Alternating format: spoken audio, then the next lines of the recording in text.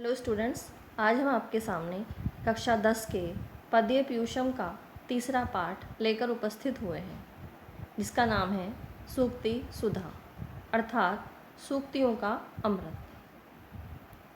जैसा कि आप सब जानते हैं, प्रस्तुत पाठ में सूक्तियों का संग्रह किया गया है। सूक्ति का तात्पर्य है सुधन उक्ति अर्थात सुंदर कथन। जिस प्रकार सुंदर बातें बोलने एवं सुनने वाले दोनों की भलाई के लिए ही होती हैं, उसी प्रकार काव्यों में लिखी हुई सूक्तियाँ आनंद प्रदान करने के साथ साथ ही जीवन में नैतिकता और सामाजिकता का सृजन कर मनुष्य को अमरत्व की ओर बढ़ाने की प्रेरणा देती हैं। इस पाठ में विभिन्न नीति ग्रंथों से 9 सूक्तियों का संकलन किया गया है। यह सूक्तियाँ मानव मात्र के लिए व्यवहारिक और आध्यात्मिक क्षेत्र में समान रूप से उपयोगी होती हैं। सूक्तियों के द्वारा वक्ता और श्रोता दोनों का ही हित साधन होता है। सूक्तियाँ मानव समाज में जहाँ आनंद प्रदान करने वाली होती हैं, वहाँ वे उनमें नैतिकता का संचार भी करती हैं। इस पाठ में विभिन्न सूक्तियों के माध्यम से मनुष्य को अनेक सुंदर कथन के द्वारा उनको नैतिकता का पाठ पढ़ाया गया है। तो आइए पाठ पढ़ना प्रारंभ करते हैं। तृतीय है पाठ है तीसरा पाठ सूक्ति सुधा। सूक्ति सूक्तियों का सुंदर उक्ति, सुंदर वचन, सुधा यानी अमृत अर्थात सूक्तियों का अमृत। पहला श्लोक है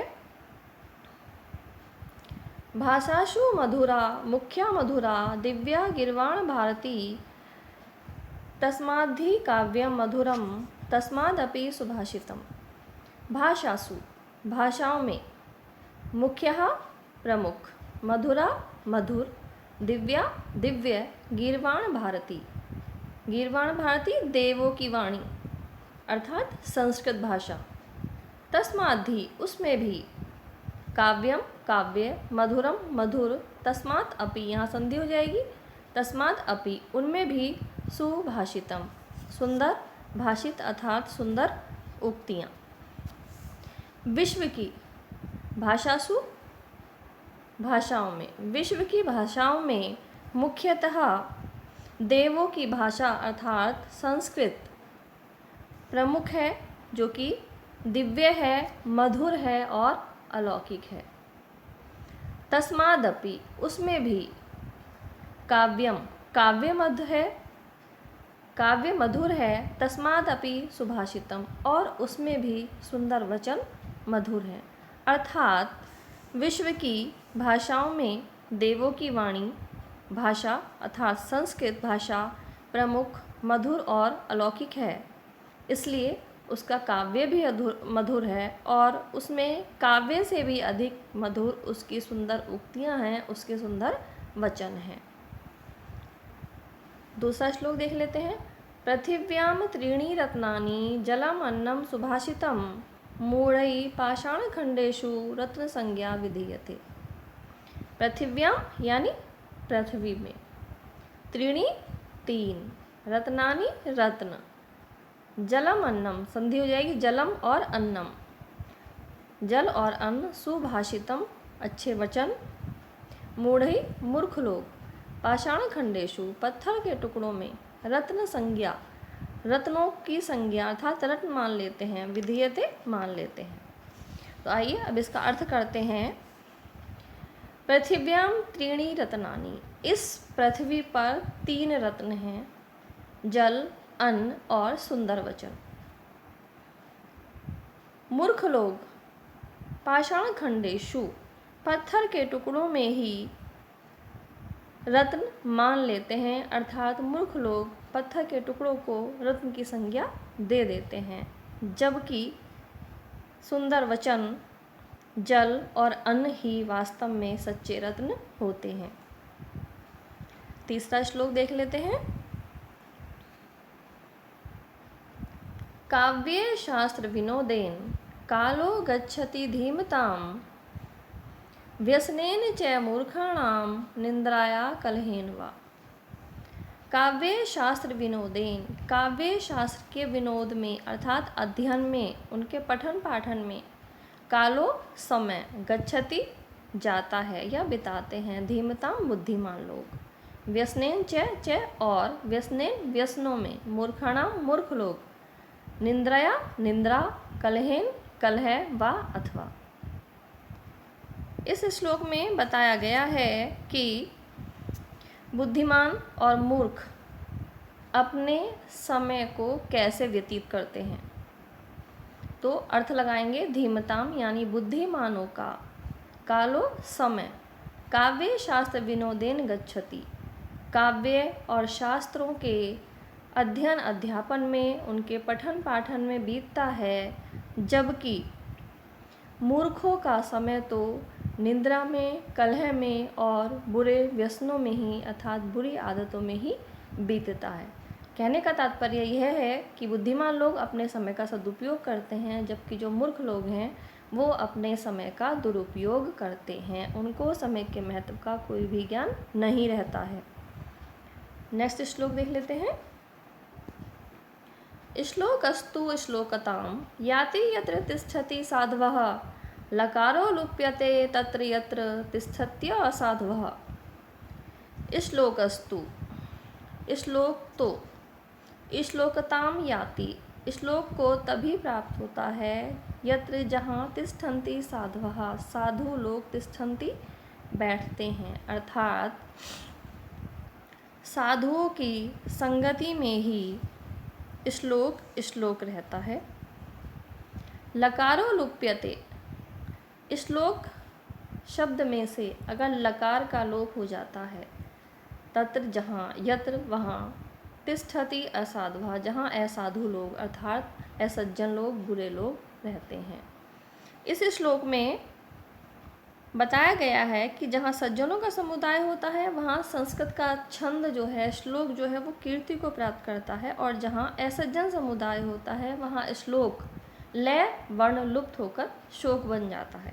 तो आइए इसका अर्थ समझ लेते हैं।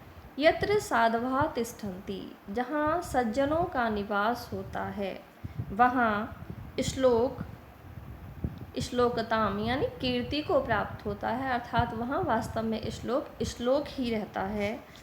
और यत्र तिष्ठति असाधवः, जहाँ असाधु अर्थात असज्जन लोग रहते हैं वहाँ श्लोक का लय लुप्त हो जाता है और वह श्लोक से शोक बन जाता है, अर्थात शोक को प्राप्त कराने वाला हो जाता है। श्लोक नंबर 5 देख लेते हैं। अप्राप्त कालम वचनम बृहस्पति अपि बुभ्रन, प्राप्नुयात् बुद्ध्या व ज्ञानम अपमानश्च शाश्वतम। अप्राप्त कालम, बिना समय के, वचनम बोलना, बृहस्पति अपि, बृहस्पति को भी, बुभ्रन वचन या बोलना, प्राप्नुयात् प्राप्त करते हैं, बुद्ध्या व ज्ञानम बुद्धि की अवज्ञा, अपमानश्च और अपमान, शाश्वत मीन्स निरंतर। अर्थात इस श्लोक में बताया गया है कि यदि कोई बात समय के अनुकूल नहीं कही जाती तो वह बात चाहे देवगुरु बृहस्पति ही क्यों ना कहें, वह अपमान का कारण बन जाती है, अर्थात अवज्ञा को प्राप्त होती है। अप्राप्त कालम वचनम, समय के विपरीत बात कहते हुए, बस बृहस्पति अपि प्राप्नोत बुद्धे अवज्ञा अपमानश्च शाश्वतम, समय के विपरीत बात कहने पर तो बृहस्पति को भी बुद्धि की अवज्ञा और अपमान के पात्र होते हैं, अर्थात देवों के गुरु बृहस्पति को भी अपमान या अवज्ञा उठानी पड़ सकती है। छठा श्लोक देख लेते हैं।